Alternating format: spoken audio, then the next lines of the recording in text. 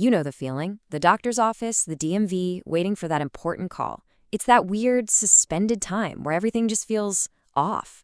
So what is actually going on inside our heads during this universal and universally frustrating experience? It always starts with the body, doesn't it? This quote just nails that feeling perfectly. The chairs are too hard. The magazines are a decade old. The clock on the wall feels like it's mocking you. But all this physical discomfort, it's really just a symptom of something much, much deeper happening to our sense of time itself. Right, so let's get past the surface-level boredom and anxiety. What is waiting actually doing to our consciousness? This isn't just about killing time. It's about how time itself gets bent out of shape, stretched and warped in really strange ways.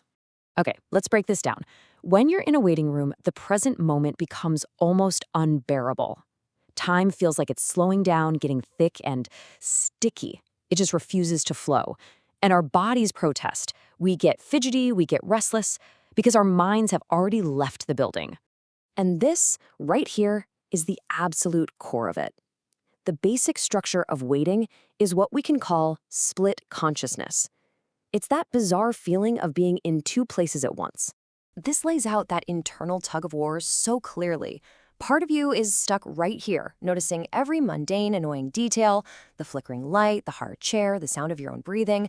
But the other, much stronger part of your mind, it's already projecting forward, living in the not here, rehearsing what happens next. And that strain, that tension of being pulled in two directions, that's what makes waiting so incredibly exhausting. But here's the thing, not all waiting is created equal. What we're actually waiting for completely changes its texture, its flavor. So let's take anxious waiting. Think waiting for biopsy results or a phone call you're dreading. In this case, the future isn't some exciting promise. It feels like a threat. Your mind doesn't lean forward into it. Instead, it kind of braces backward, as if it could hold off the inevitable. And this is exactly how that feels. Minutes stretch into what feel like hours. Time becomes thick, sticky, like a physical barrier holding you in this state of suffering, even before any news, good or bad, has actually arrived.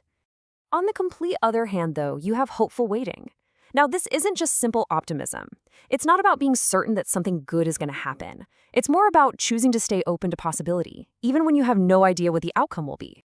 This is such a crucial point. Hope isn't some passive emotion that just happens to you. It's an active practice. It's a decision you make to keep the door to the future open, a real commitment to possibility, even when the odds feel stacked against you. This chart kind of sums it all up, right? You can see so clearly how our relationship to the future, is it a threat we need to brace for, or is it an open possibility? That relationship directly shapes how we feel, everything from dread to openness. Each one of these completely changes our experience of time.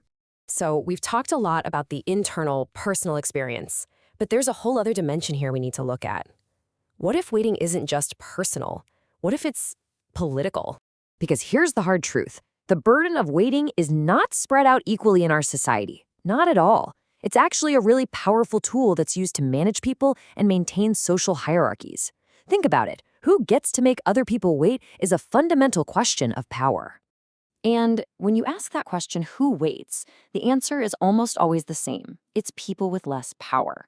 Whether you're a citizen trying to get through some deliberately slow government office, a patient in an underfunded clinic, or a gig worker who has to be perpetually on call, waiting is systematically forced on people whose time is treated as less valuable.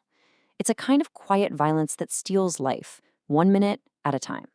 Of course, we've tried to solve this problem with technology. We've created this whole world of on-demand everything, of instant gratification. But in our rush to fill every single empty moment by pulling out our phones, we've paid a really steep price. We've actually lost the ability to just be, to be present, to tolerate silence. So, if waiting is both inescapable and all tangled up with these big systems of power, what are we supposed to do? This brings us to a really powerful idea, the concept of learning to wait well. Instead of always fighting it or trying to escape it, we can actually transform it. We can learn to fully be present in the moment. We can let go of that impatient urge to control time. We can find other people to share the uncertainty with. And we can use the wait itself as a teacher to figure out what we actually care about. It's all about turning an empty void into a space for real reflection. And that brings us to this profound way of reframing the whole thing. Waiting isn't some flaw in the system of life. It's the price of caring. Think about it. We wait because we are invested in the world, in other people, in outcomes that are bigger than us. If you had nothing to wait for, well, you'd have nothing to care about. So, ultimately, the real challenge isn't about how to eliminate every single gap, every pause, every moment of uncertainty from our lives. The real question is how to inhabit those spaces with presence, with patience, and with a sense of purpose. The question is how to learn to wait well.